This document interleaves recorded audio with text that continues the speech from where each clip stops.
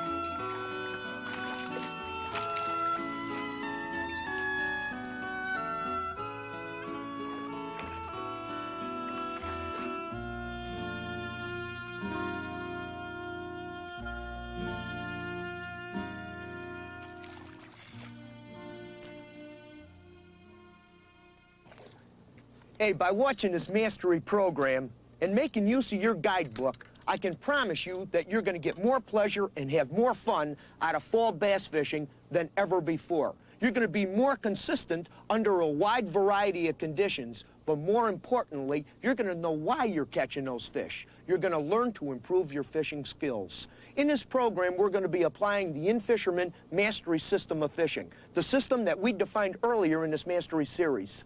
Our formula for success has 3 variables. If you know how to locate fish, understand how the bass is behaving in each given situation, and have the skills to make the right presentation, you're going to catch fish. It's that simple. You have to understand the bass make seasonal movements in natural lakes like this. And in early fall, the fish are scattered. There's fish shallow, there's fish on the flats, there's fish in deep water. As the water cools down, the season progresses, the fish get tighter and tighter and tighter and end up in very defined areas. These changing conditions affect the fish's strike zone. Our overall strategy in bass fishing is always to fish the most active fish and stay on them for the longest period of time possible. To do this, you pick lures that you can fish fast and efficiently for the conditions you're faced with. In this program, you'll learn how each one of these basic principles applies to fall bass fishing in natural lakes. We'll show you how to locate fish, we're going to explain how they're behaving in their environment, and we're going to show you how to make the right lure presentations to be successful.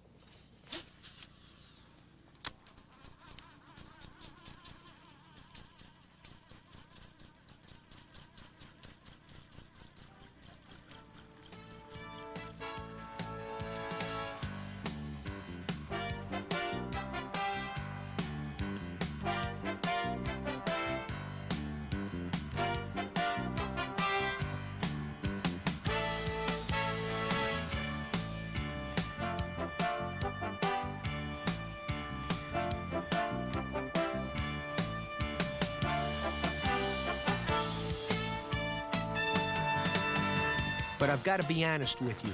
This information can make you a danger to the bass fisheries.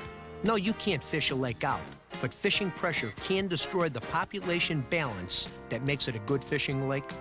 To preserve our fisheries, especially in the cold lakes in the northern part of the country, I strongly recommend that you practice catch and release, especially the big female fish that have the greatest chance of successfully spawning in the spring and passing on the genes for more big fish. Now let's fill in that first variable in our formula for success. That's location. Obviously, you got to find fish before you can catch them. In early fall, it can be a little bit tricky, but as the water cools down, it gets real easy.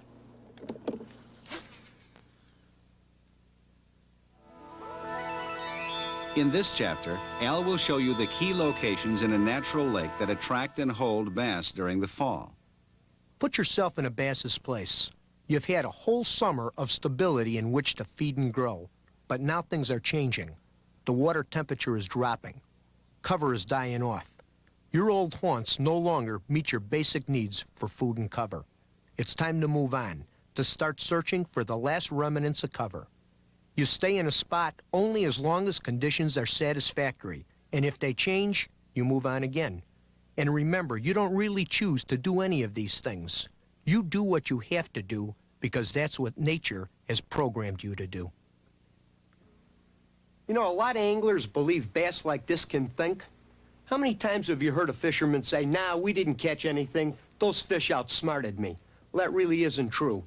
Fish don't think and make decisions like you and I do. All they understand is the immediate environment that they're living in.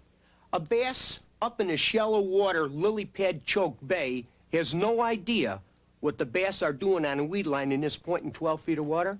And once more, he really doesn't care. All he cares about is his immediate world. You don't have to outsmart a bass to catch him. All you have to do is understand him. And when it comes to bass movements in natural lakes, we already know quite a bit about them. Any natural temperate zone lake goes through tremendous seasonal changes as it warms up in spring,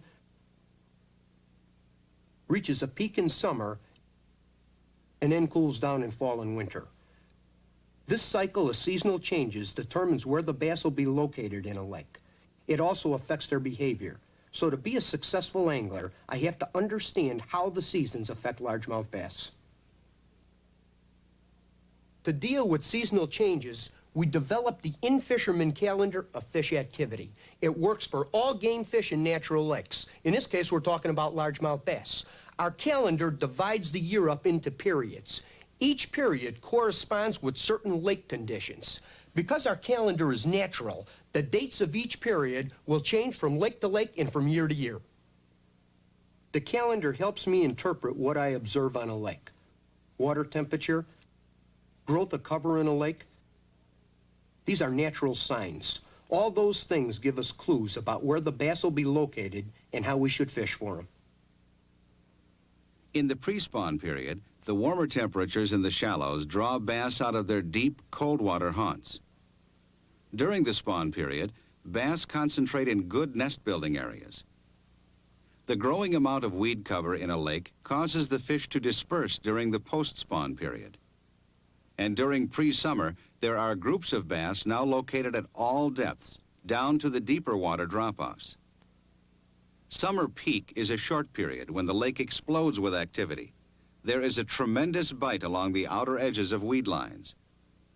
In summer, groups of bass tend to settle down and remain in specific locations.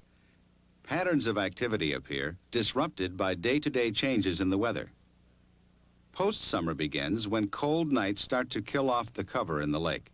Bass remain in the shallows, flats, and deep weeds, but there is a pronounced shift to shallow cover. Because of falling temperatures and mixing of water layers, there is almost no fish activity during the turnover period. But when the cold water period is in full swing, the action returns to the outer fringes of the flats and in deep water locations where there are remnants of green cover. During the summer, the bass are in a lush, warm, basically stable water environment. But now, going into post-summer, turnover, and cold water periods, the lake is going through a lot of changes. The two key factors that determine location are falling water temperatures and a dying off and thinning out of good green weeds. In summer, we had pretty consistent use of the shallow water areas, the flats, and the drop-off areas. But now in post-summer, things change. A lot of fish that have been consistently using the flats move a little bit shallower. A lot of bass that have been making use of the weed line go shallower. Rule of thumb, divide the flat in the center, and most of your activity will be in the shallower half of it instead of the deeper half of it. Right now, let's take a look at some key post-summer locations. The post-summer period begins when cold nights start dropping the lake's water temperature. When surface temperatures get down into the 60s, shallow water cover like lily pads really starts to thin out. With their overhead cover, lily pads are still an important location. Look for the edges between the open water and the thickest clumps of pads. Like lily pads, boat docks provide overhead cover and create a shade edge for the bass. They're still important during the early part of the post-summer period. In post-summer, thick, shallow water junk weeds begin to thin out a little and become a prime location for bigger bass. Reeds tend to be a hardy form of cover, and they will stay green longer than other shallow water weeds. That makes them an excellent post-summer location for bass. Look for the thick clumps of reeds. They form the edges that concentrate groups of active bass. During post-summer, these shallow water areas like this that have a lot of cover on them got a lot of active fish in them. But don't forget these flats now. In the summer months, the flats were the pivot point for all of bass activity. Under certain weather conditions, active fish would move out to the outside edge of the weed lines. Some fish would move shallow, but most of the bass use the flats most of the time. Now in the colder water conditions, as the water temperatures are dropping, the weeds are starting to die off.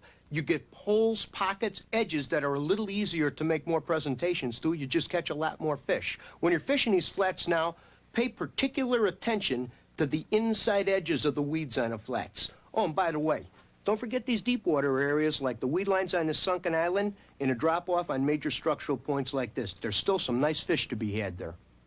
And even though the action is shifting to the shallows, there's still going to be some big fish in the weeds near deep water drop-offs. Once again, the depth finder becomes your eyes. The wider flasher marks indicating the presence of deep weeds. Thinner marks indicating presence of bait fish and game fish, a good sign of active fish. As post-summer slips into the turnover period, which on most natural lakes is somewhere in that low 60s, fishing can get real tough. You spend a lot of hours for a few fish. Fortunately, things don't stay that way. They do get a lot better. Water hits about 60 degrees or cooler. Green weeds on a drop-off or close to a drop-off become the key location areas, and big bass like this start to school up tight. Out on a lake, you'll notice that a lot of the shallow water cover has turned brown or is just plain gone. Early in the cold water period, there may be some hardy green cover left in a few shallow locations. It may be holding some active groups of bass, so it is definitely worth checking out.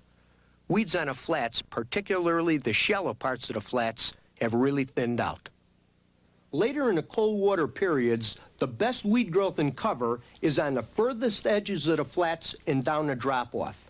Now, prior to turnover, there was a lot of fish use in the shallow water and out on the flats themselves. But as the water starts to cool down, the fish come out of these shallows and start going out toward the drop-offs and start bunching up tighter and tighter and tighter. Now, there's a lot of areas in a lake now that have green cover on it, good green weeds on the drop-offs. But some areas are a lot more productive than others. Big flats like this that drop off real sharp will attract a lot more fish than, say, an area like this that doesn't have a lot of depth to it. Experience has shown us that inside corners like these attract more bass than, say, a straight runner drop-off like this or out on the points. Hey, there's one more location. See this deep water hump? Prior to this, it had very little fish use. In a cold water period, some of the biggest bass in the lake will bunch up on these deep water structures like this. Always check them out. You could see why it's important to learn to map out a lake yourself. You want to know exactly the way that weed line is laid out. You want to know where those deepest humps of green existing weeds still are. Those are the areas that hold most of the bass. Hey, there's one more point I want to cover. In a lot of lakes, the weeds just don't grow out in deep water. In a stained water environment, the weed line might only be in 4 feet, and the drop-off way out in 12 or 15 feet. In lakes like this, in the cold water periods, there's 2 key locations. Real sharp drop-offs that come right offshore, like this, and the fish will be at different levels. That you got to check out yourself. And the other location is a long, slow tapering flat that runs out to, let's say, 15 feet here and drops to 30 feet. Those fish will be stacked like cordwood right on the top of that drop-off. You'll never find them any deeper than that. In this chapter, we've shown you the key location factors during the post-summer, turnover, and cold water periods. In the next chapter, we'll show you how environmental conditions affect the strike zone and movement of bass in those locations. In this chapter, Al will describe the changes in the lake environment as it cools off from summer to cold water.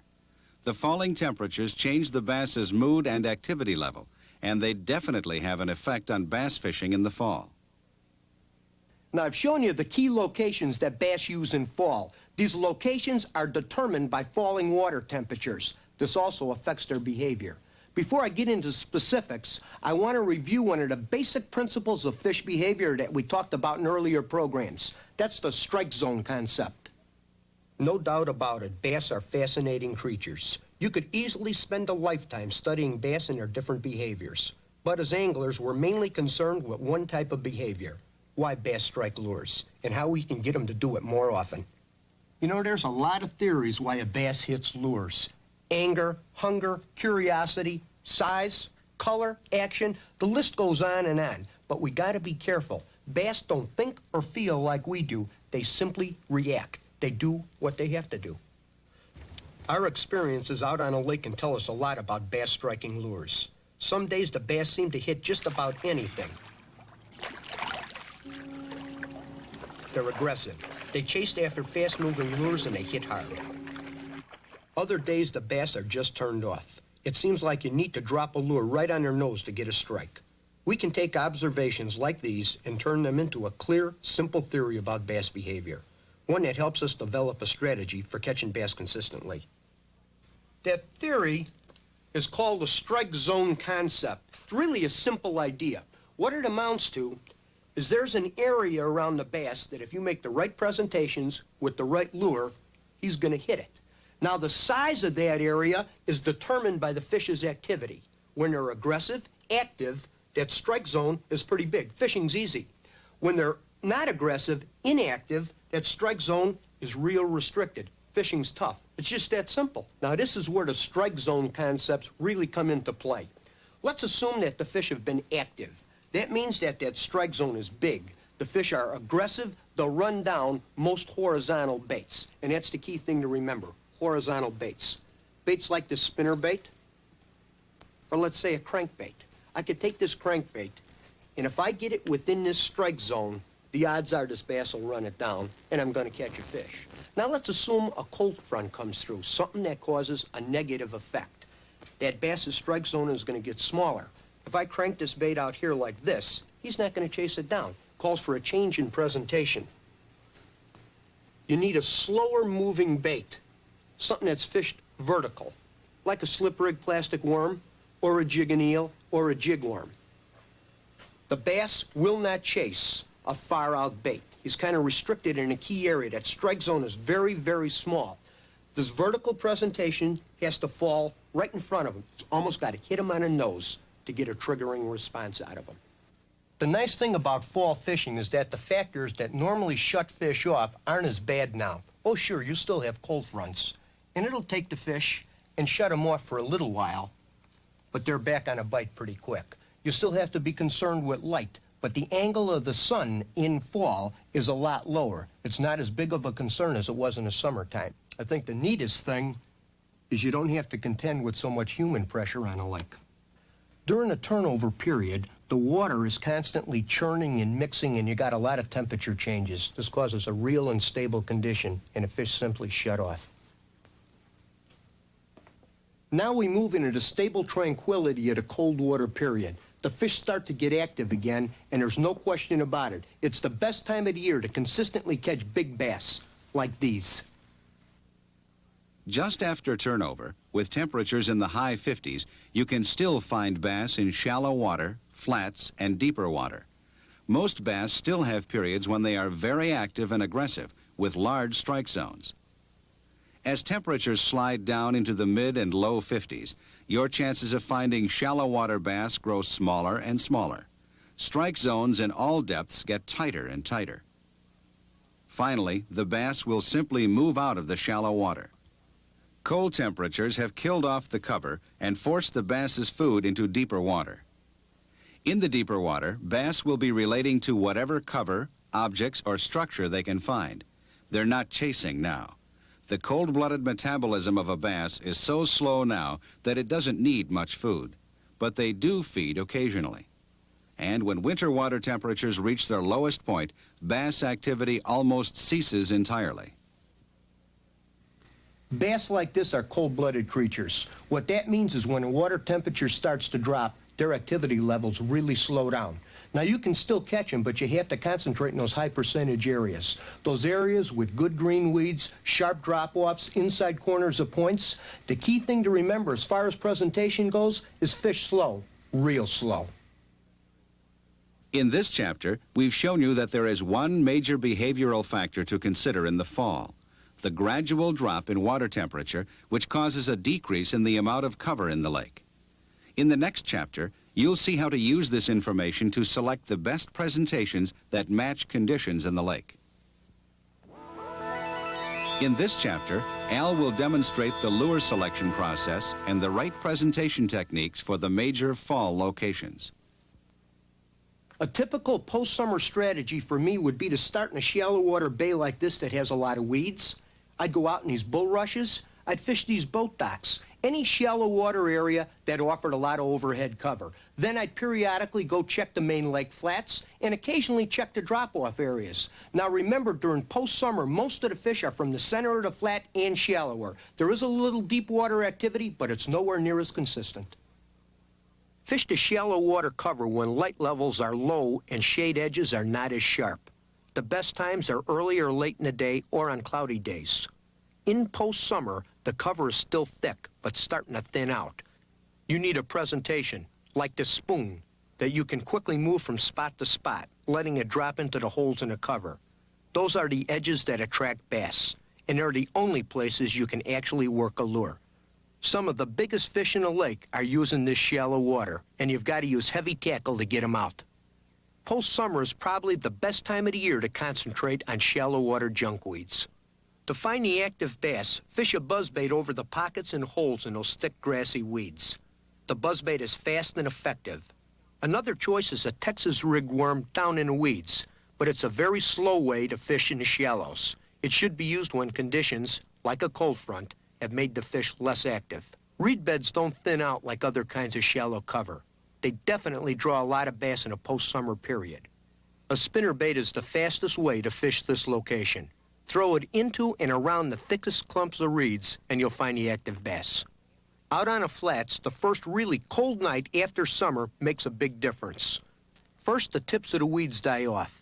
Then, as this cover starts to retreat from the surface and get a lot thinner, you can fish through it with a spinnerbait or a shallow running crankbait. The most active fish with the biggest strike zones will be up on top of the weeds or out on the edges of the flat. If the fish aren't active, you'll need to slow down your presentation with a slip-rigged worm. On average, you'll see a lot more fish activity in a shallow cover during post-summer. But during difficult conditions, like after a very sharp drop in temperature, deep water fish will tend to be more active than the shallow bass. Use your depth finder to find the break line, the point where mats of weeds begin to appear or where the bottom comes up quickly. A deep running crankbait is my first choice in this location for the most active bass. I can fish it toward the weeds instead of along the break line. That way I can present the lure to the bass on the outside edge of the flats and to the bass in the deeper mats of weeds, all in one cast. If you spend a lot of time on a lake during the post-summer stage, you're going to see your fishing get tougher and tougher and tougher. That means you hit the turnover. Now, you got a couple options. You could stay off the water for a week or two, or, if available, you could look for a deeper clear water lake that is still in a post-summer situation, or a shallower, darker water lake that could already be in a cold water stages. Right now, let's go out on the water and take a closer look at cold water fishing. Cold water is one period of the calendar that covers a wide variety of conditions and water temperatures. To be most successful during a cold water period, you have to understand how water temperature can affect the presentations that you use.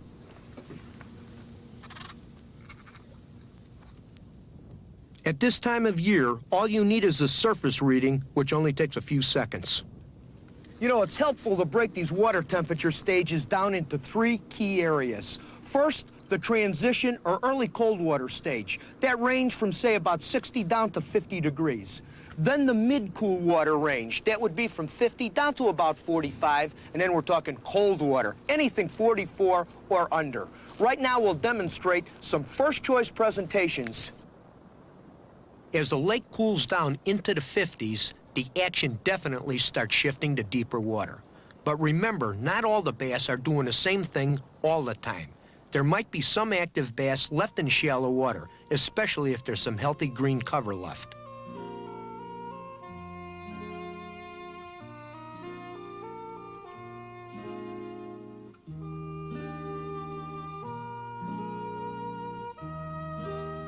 A buzzbait is the fastest, most efficient way I know of finding active bass in this kind of cover.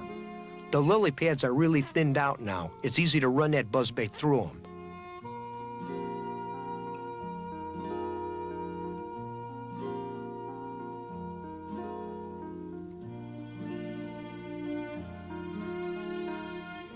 I fish the location as fast as I can, fan casting the open water between the pads.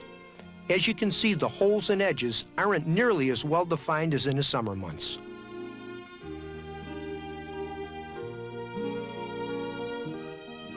There isn't even much of a shade edge effect now. The sky is bright, but the sun is at a low angle, so there's less light below the surface.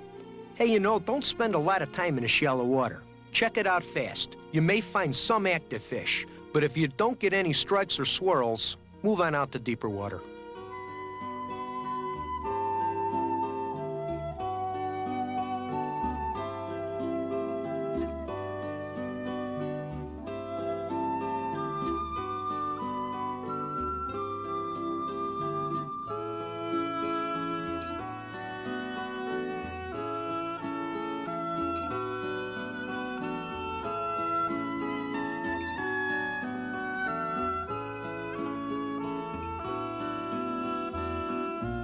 The next location I check out is the flats.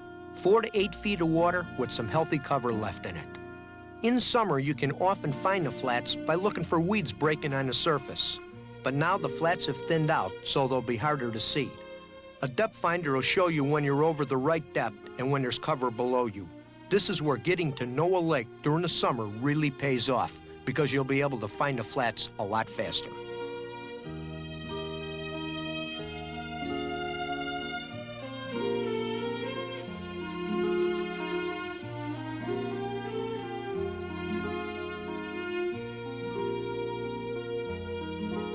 A spinnerbait is a good lure for the flats at any time of the year, especially during the early cold water stage. The most active bass will be up high in the weeds, not that far below the surface.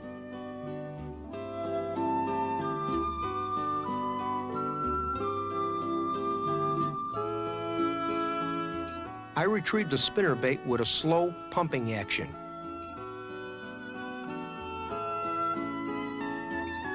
That action makes the lure swim over the weeds and then helicopter down into them.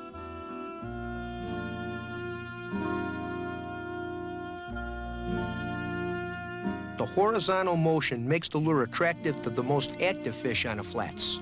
The vertical motion drops the lure in front of the fish with smaller strike zones. It's the most efficient way I know to search for the most active fish.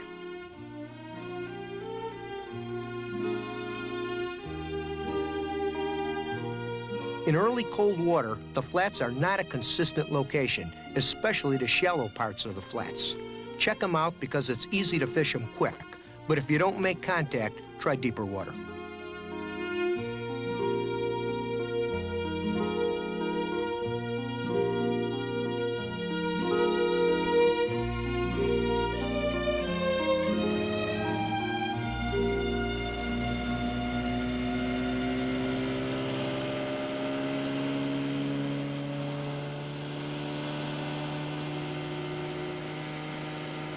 You know, deep water is one of the most challenging parts of bass fishing. To improve your deep water skills, try marking a location sometime. That'll help you visualize what's going on below the surface, and it'll help you position the boat correctly. I start by looking for the break line where the bottom comes up fast and the weeds begin to show. I drop a buoy on it.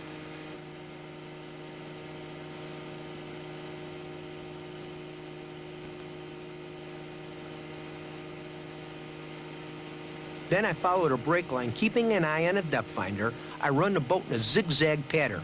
Whenever I cross the break line, I drop another buoy. All you need is 3 or 4 buoys, and suddenly you can see exactly what kind of structure you're going to be fishing.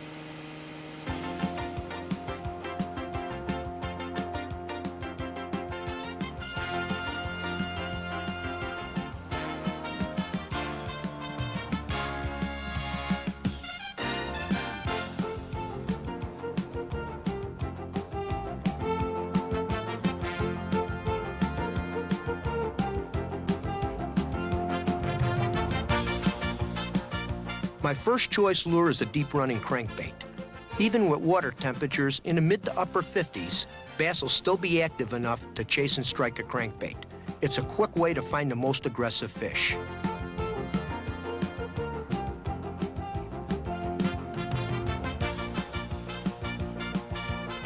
These healthy green weeds tell me that this is a good spot. Chances are that bass will be relating to the cover in this location.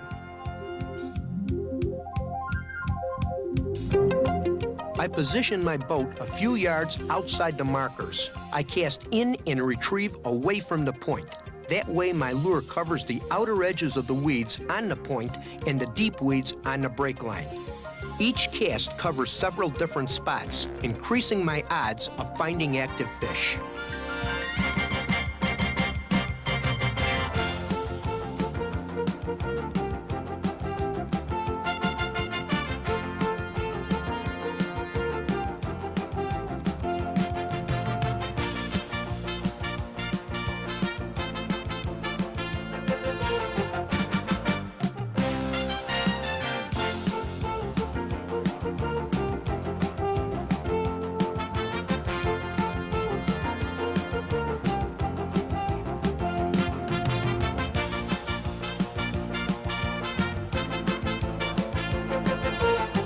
I use a steady retrieve with a little stop and go action to trigger the less active fish.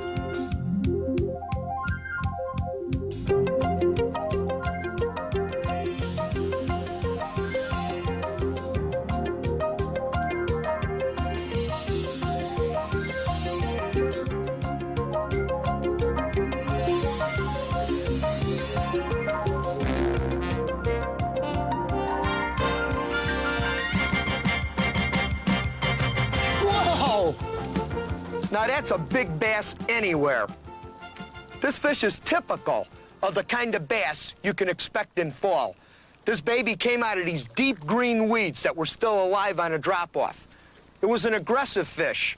It hit a crankbait. Some of these fish aren't that active. That calls for a different approach.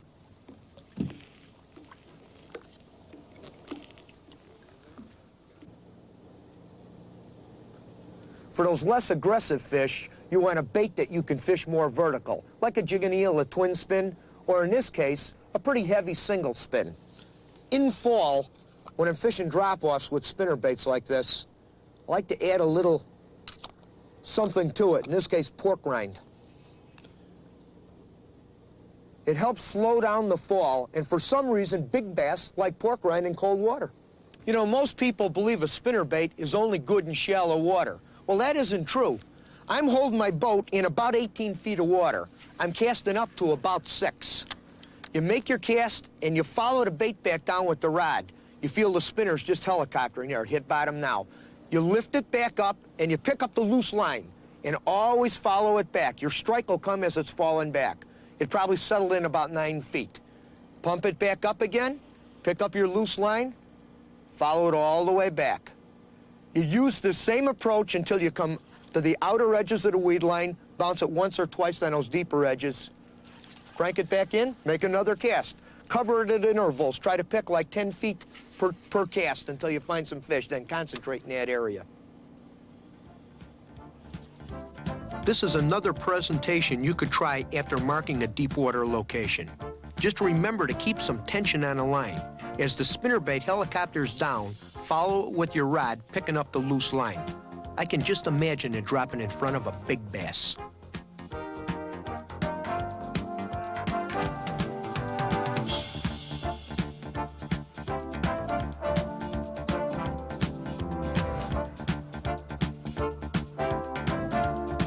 Then cast it into the point, let it settle in the weeds, and then pull it up.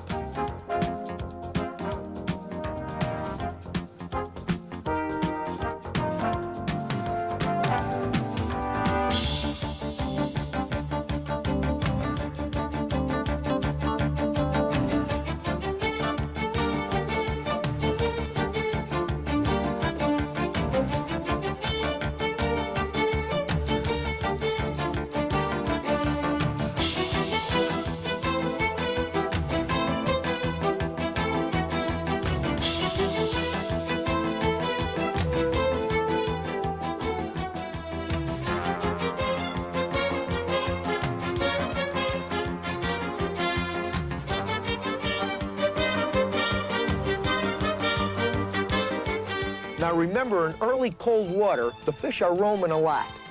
There's fish in shallow water, there's fish on the flats, there's fish in deep water. The cover is cut by about 50% of what it was in summertime. That means you can fish just a little bit faster than normal. Always check the shallows, the flats, and the drops during early cold water fishing.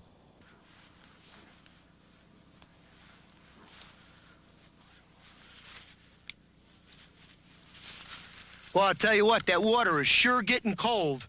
My surface temperature gauge says 49 degrees. For all practical purposes, there's no bass left in the shallow water. Almost all the bass in the lake moved out to the furthest edges of the flats and right down the drop-off. Makes location pretty simple. In fact, presentation's pretty simple, too. You really only have three choices. A slow-crawling spinnerbait high up on the flats, a twin spin, fish down a drop-off, and my all-around favorite, the standard jig and eel. I want to show you a trick with a jig and eel. During this cold water stage, I'll fish that jig like a crankbait. I throw it up on a flat in about 6 feet of water. My boat's in about 15. You leave it sink to the bottom, and then just pick up your line and slowly dance it like this. And see how I'm reeling it real slow? That jig is going doom, doom, doom, doom, doom, right across the flats. All I'm doing is eliminating the flats and the drop-off. I fish to where I know it's about halfway back, where it starts to vertically fall, and then start letting that jig drop down. Just like that. There's bottom. Probably in about 8 feet of water. And then you fish it slow back to under the boat. In these cases, sometimes you'll get bit up on top, and then sometimes on the bottom. Remember, fish are using both areas. Boy, this is what we're looking for. Deep green weeds. If you fish a lake that has weed beds like this, and you pick up this kind of stuff on that drop-off, fish it slow and meticulous. There's fish in there for sure.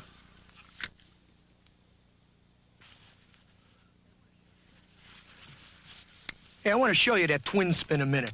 It's a real sleeper bait. It's on a rocker arm. Swings back and forth. It's hinged. It swings up and down for vertical presentations that a normal single spin can't do. You fish it basically the same way. It's pretty easy. Throw it out, let it get up on top of the flat. Both of those spinners are helicoptering as it's sinking. You just use the pumping motion. Lift it, follow your line back down, leave it sink to the bottom, lift it, follow it back down. There's times that the triggering effect will come from them twin spins when they won't hit the plain jig and eel.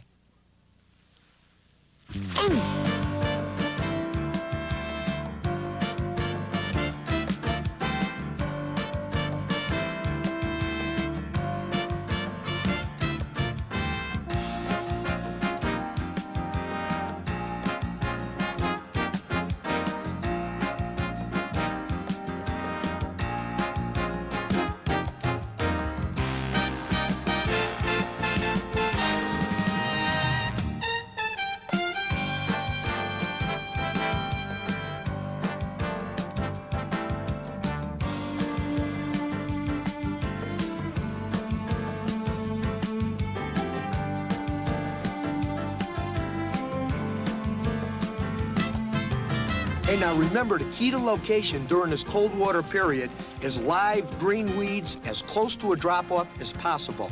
The sharper the drop-off, the better the spot. Hey, if you're on a lake that doesn't have weed growth like this one, always concentrate your efforts on the sharpest drop-off area you can find.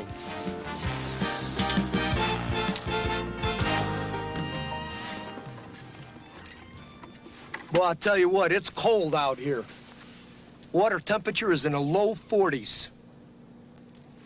You know, when it's that cold, you gotta be awful dedicated or a little bit goofy to be chasing bass under these conditions. But the fact is, there's still some fish to be had. You can get a few fish on a slow-moving presentation like a jig and eel, but if you want to score consistently, go to live bait.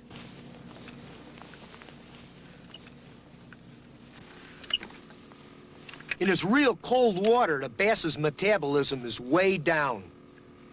That means you gotta fish slow. Real slow. You feel these deep end mats of weeds and you just drag that jig and minnow just through it. There's no real hard strike. All you're gonna feel, the bass is just gonna come up on the back of it, grab it, and go just like this, thunk, thunk, then set the hook.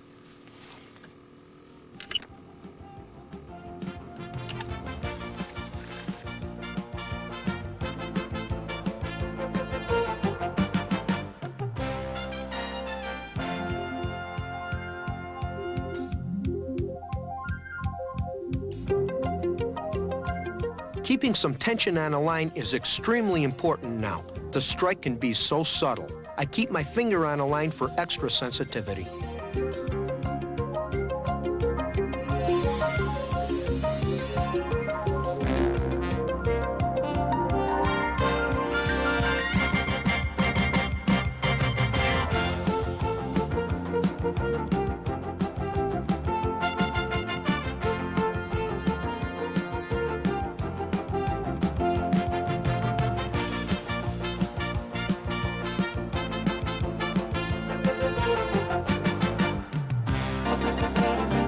Now that calls for a hot cup of coffee.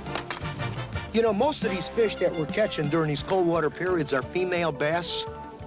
They're the biggest fish in the system. I recommend that you release as many of them as possible. It helps ensure good fishing in the future for all of us. Did you learn anything about fishing cold water for bass? You think so, huh? I got a challenge for you. Let's go to another lake and just see how much you did learn.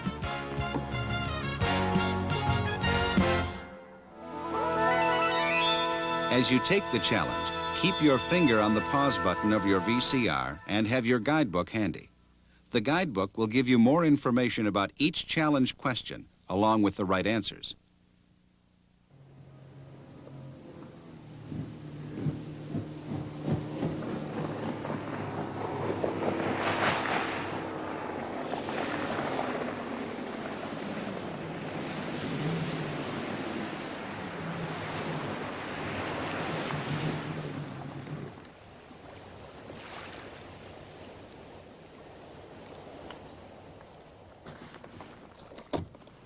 This is the same lake that we fished during our spring and summer challenges, but now it's definitely the cold water period. We had some cool nights. In fact, we had a few frosts already. For all practical purposes, there's not a lot of bass left in the shallow water cover or the shallow water areas of the flats. Earlier in the season, a lot of the good locations, you could see with your eyes. That isn't the case right now. You have to visualize what's below you. Hey, I got an idea. Let's have a map reading exercise. You look at this map and pick out some of your first choice locations. Do you see a couple of good spots to check out? Why do you think they're good?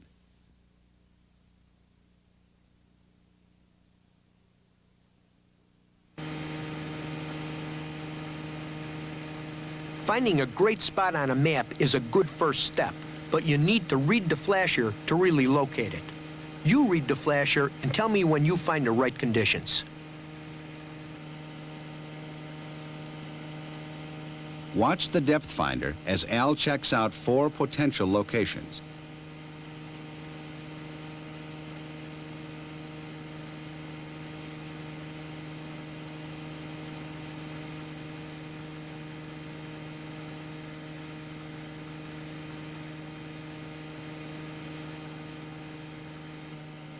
Which one do you think shows the most potential? Why?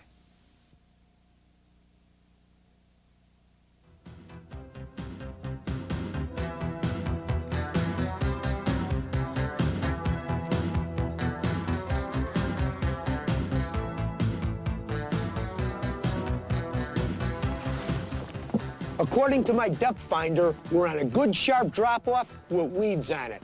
What should you do next?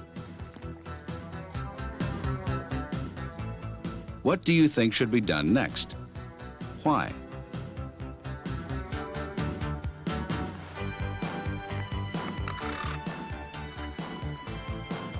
All right, the water temperature is 49 degrees. With that in mind, which lure should you use? Given the conditions in the lake, which presentation would you pick? What action would you use? Where would you cast it? Well, I've been getting lots and lots of this stuff. What does it mean? Is that a good sign or a bad sign? Why?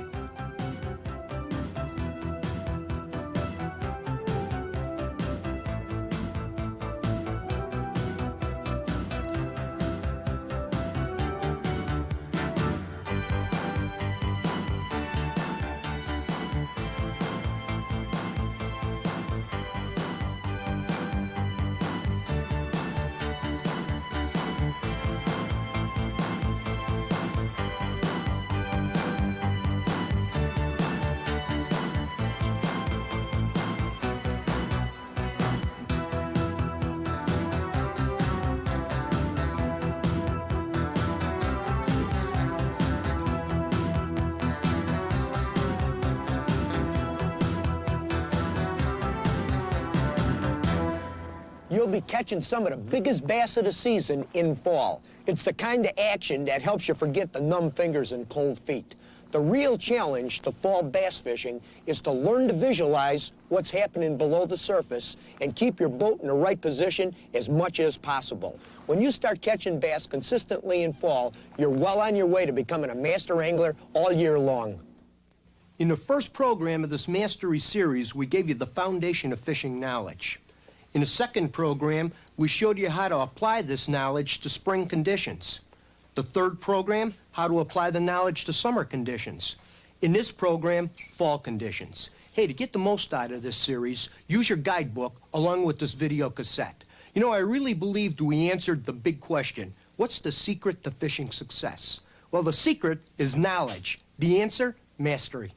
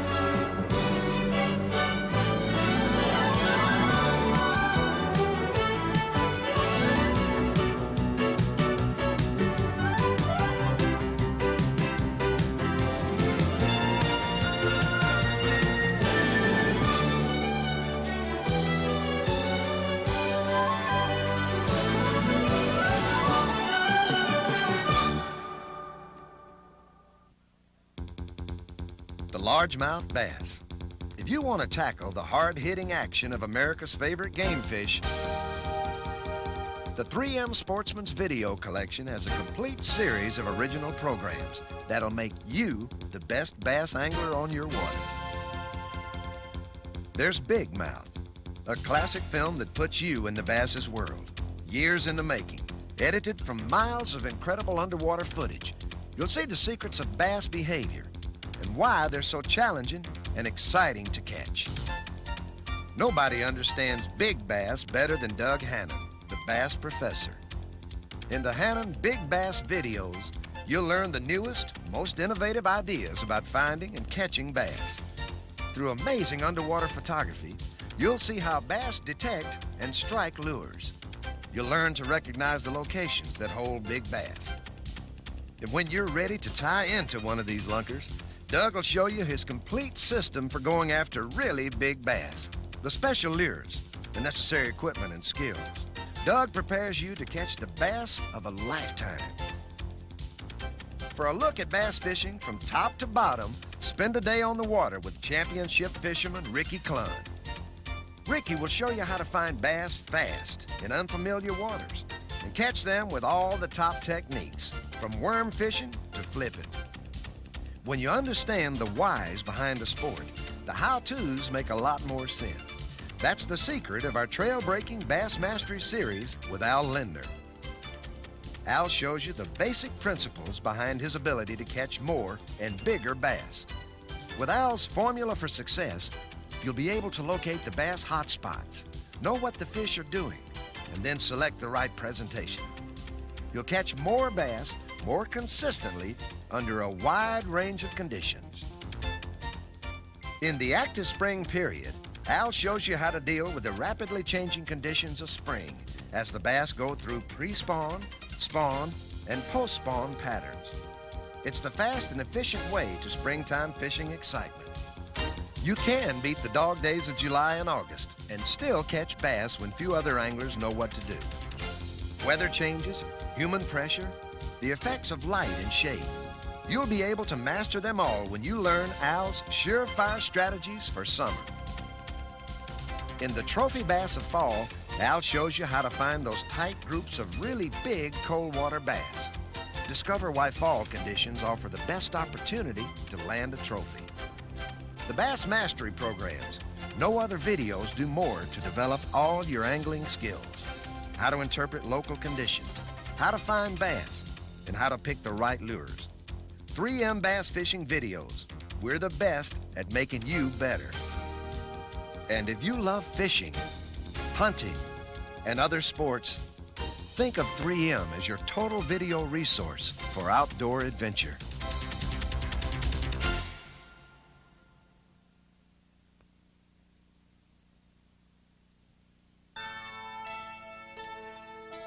The gentle beauty of a deep forest glade.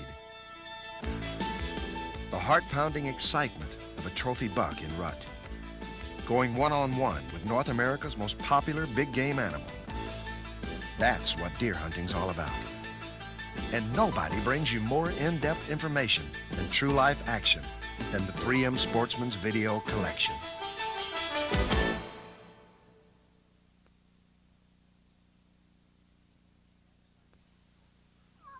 The excitement of calling a bird into your gun. The satisfaction of making a clean shot. And the companionship of a well-trained dog. If you like the challenge of upland game bird and waterfowl hunting, 3M Sportsman's Video Collection gives you the thrill of being there and the knowledge you need to master the sport.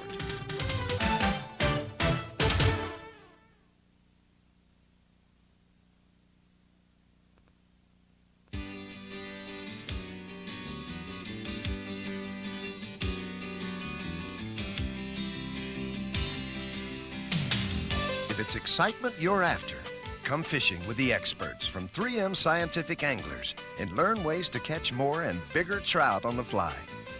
You'll learn where to find trout in a stream